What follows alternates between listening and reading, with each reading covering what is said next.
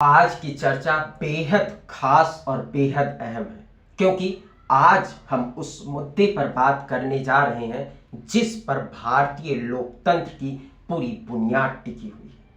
चुनाव और चुनाव आयोग पर भरोसा। आज चुनाव आयोग ने प्रेस कॉन्फ्रेंस की और ये कोई साधारण प्रेस कॉन्फ्रेंस नहीं थी। ये उस सबसे बड़े आरोप का जवाब था जो हाल ही में विपक्ष की ओर से लगाया गया। आरोप कि भारत में वोट चोरी हो रही है और इसमें खुद चुनाव आयोग शामिल है। दोस्तों जरा सोचिए, अगर सचमुच में ऐसा हुआ हो, अगर सचमुच देश की सबसे बड़ी लोकतांत्रिक संस्था चुनाव आयोग सत्ता पक्ष के लिए चुनाव चुराने में शामिल हो तो क्या लोकतंत्र बच पाएगा? और अगर ये आरोप गलत साबित होते हैं तो फिर विपक्ष लोकतंत्र के पहरेदार कहे जाने वाले चुनाव आयोग की साख को नुकसान पहुंचा रहा है। यानी मामला बेहद गंभीर है। आज हम आपको शुरुआत से अंत तक और सबूतों, आरोपों और चुनाव आयोग के जवाबों के साथ पूरी कहानी सुनाने वाले हैं। आयोग ने साफ कहा है वोट चोरी के आरोप बेबुनियाद है। आरोप लगाने वालों को 7 दिन में हलफनामा देना होगा वरना देश से माफी मांगनी होगी। लेकिन असली सवाल यह है, क्या सचमुच में वोट चोरी हुई है? क्या वाकई चुनाव आयोग पक्षपाती हो चुका है या फिर विपक्ष सिर्फ एक राजनीतिक नैरेटिव गढ़ रहा है? आज हम इन सब सवालों का जवाब ढूंढेंगे और सबूतों और दोनों पक्षों की दलीलों के साथ। दोस्तों कहानी शुरू होती है 7 अगस्त 2025 से। दिल्ली में राहुल गांधी प्रेस कॉन्फ्रेंस करते हैं। लगभग 1 घंटे 11 मिनट लंबा सेशन जिसमें राहुल गांधी ने स्क्रीन पर प्रेजेंटेशन दिखाया। 22 पन्नों का डेटा, कर्नाटक की वोटर लिस्ट और आरोप इतना गंभीर कि पूरे देश में चर्चा छिड़ गई। राहुल गांधी ने कहा वोट चोरी हो रही है। हमारे पास सबूत है कि चुनाव आयोग भाजपा के साथ मिलकर चुनाव चुरा रहा है। जरा समझिए उनके आरोप। कर्नाटक का केस, महादेवापुरा विधानसभा सीट, कुल वोट 6,50,000। राहुल गांधी का दावा 1 लाख वोट चोरी हुए। जांच में कांग्रेस ने पाया 11,965 डुप्लीकेट वोटर्स, यानी एक ही इंसान का नाम अलग अलग जगह पर, अलग अलग बूथ पर। 40,009 फेक एड्रेस, यानी वोटर लिस्ट में दर्ज पते पर कोई नहीं रहता लेकिन नाम मौजूद है। 4,132 अवैध फोटो वोटर आईडी कार्ड पर ऐसी तस्वीरें जिन्हें पहचाना ही नहीं जा सकता। फॉर्म नंबर 6 का फर्जीवाड़ा, एक ही व्यक्ति ने 2 बार नए वोटर कार्ड बनवाए लिए।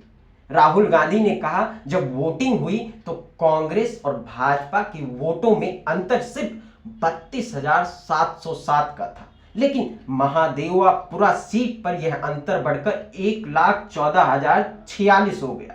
यानी 1 लाख वोट का खेल गड़बड़ है। महाराष्ट्र का केस, राहुल गांधी का दावा, यहां अचानक 40 लाख नए वोटर जुड़ गए। 5 महीने में लाखों नाम बढ़ गए। कांग्रेस को शक यह चुनाव चोरी का हिस्सा है। शाम 5 बजे के बाद अचानक वोटिंग टर्नआउट बढ़ा, बेहद संदिग्ध। हरियाणा का केस, कांग्रेस ने हार का ठीकरा वोटर लिस्ट पर फोड़ा। कहा चुनाव आयोग ने मशीन रीडेबल डेटा नहीं दिया। लाखों पन्नों को हाथ से चेक किया गया। 7 फीट ऊंचा कागजों के ढेर को दिखाकर कांग्रेस बोली ये सबूत है। राहुल गांधी का नतीजा, ये एक मॉडल है। चुनाव आयोग भाजपा के लिए चुनाव चुराता है। कर्नाटक में भी यही मॉडल, महाराष्ट्र और हरियाणा में भी यही मॉडल अपनाया गया और इसी मॉडल से लोकसभा चुनाव में भी धांधली हुई। अब आते हैं 17 अगस्त 2025 पर। नई दिल्ली का नेशनल मीडिया सेंटर, मंच पर chief election commissioner Gyanesh Kumar ने बिना नाम लिए राहुल गांधी पर सीधा निशाना साधा। उन्होंने कहा प्रेजेंटेशन में दिखाए गए डेटा हमारे नहीं है। वोट चोरी कहना लोकतंत्र का अपमान है। या तो 7 दिनों में हलफनामा दो या फिर देश से माफी मांगो। आयोग का तर्क, अगर वोटर लिस्ट में गड़बड़ी थी तो ड्राफ्ट लिस्ट आने के समय आपत्ति क्यों नहीं दी गई? चुनाव आयोग हर ड्राफ्ट लिस्ट राजनीतिक दलों से साझा करता है। बूथ लेवल एजेंट BLA और बूथ लेवल ऑफिसर BLO हर नाम को सत्यापित करते हैं। लाखों पोलिंग एजेंट और कर्मचारियों के बीच ये प्रक्रिया बेहद पारदर्शी है। ज्ञानेश कुमार ने कहा, इतनी पारदर्शी प्रक्रिया में वोट चोरी असंभव है। बार बार आरोप लगाने से सच नहीं बदल जाता। सूरज हमेशा पूरब में ही उगता है। कड़ा अल्टीमेटम, हलफनामा या माफी, तीसरी कोई विकल्प नहीं। दोस्तों, यहां एक टर्म आया SIR यानी स्पेशल इंटेंसिव रिवीजन। ये वही प्रक्रिया है जिसके जरिए हर चुनाव से पहले वोटर लिस्ट को दुरुस्त किया जाता है।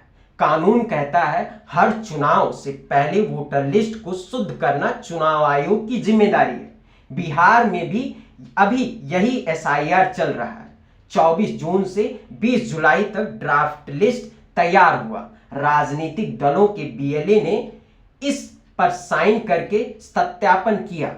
अब 15 दिन का वक्त है। कोई गलती दिखे तो सुधार कर सकते हैं। ज्ञानेश कुमार ने सवाल उठाया, जब ये प्रक्रिया चल रही थी तब किसी ने आपत्ति क्यों नहीं की? अब चुनाव के नतीजे आने के बाद शोर क्यों? अब सवाल जनता का है। किस पर भरोसा करें? विपक्ष कह रहा है वोट चोरी हो रही है, चुनाव आयोग कह रहा है सबूत दो वरना माफी मांगो। आम जनता की स्थिति, अगर सच में वोट चोरी हुई है तो लोकतंत्र खतरे में है। अगर ये आरोप झूठे हैं तो विपक्ष लोकतंत्र को सबसे बड़ी संस्था की छवि खराब कर रहा है। जनता अब दो हिस्सों में बंट चुकी है। एक तरफ लोग जो कहते हैं चुनाव आयोग भाजपा का एजेंट है, और दूसरी तरफ जो कहते हैं विपक्ष हार छिपाने के लिए बहाना बना रहा है। दोस्तों, सच्चाई चाहे जो हो, लेकिन ये मामला अब सिर्फ वोटर लिस्ट का नहीं रहा। ये सीधा सीधा 2025 विधानसभा चुनाव और 2026 लोकसभा चुनाव से जुड़ गया है। विपक्ष कहता है जनता के मन में शक पैदा हो कि चुनाव आयोग भाजपा के साथ मिला हुआ है। सत्ता पक्ष चाहता है चुनाव आयोग को निष्पक्ष छवि बरकरार रहे। यानी ये नैरेटिव की जंग, एक तरफ चोरी हुई का नैरेटिव और दूसरी तरफ आरोप बेबुनियाद का नैरेटिव। दोस्तों, आज की चर्चा से साफ है मामला बेहद जटिल है। विपक्ष के पास आंकड़े और उदाहरण है, चुनाव आयोग के पास प्रक्रिया और कानून है, और जनता के पास सवाल है। असल सच्चाई क्या है ये आने वाले दिनों में अदालतों और जांच में तय हो जाएगी। लेकिन एक बात पक्की है, अगर जनता का भरोसा चुनाव आयोग से उठ गया तो लोकतंत्र की नींव हिल जाएगी। इसलिए जरूरी है सभी राजनीतिक दल, चुनाव आयोग और जनता मिलकर इस मामले को साफ करें, क्योंकि लोकतंत्र में चुनाव सिर्फ वोट डालना नहीं बल्कि जनता का भरोसा बनाए रखना भी है।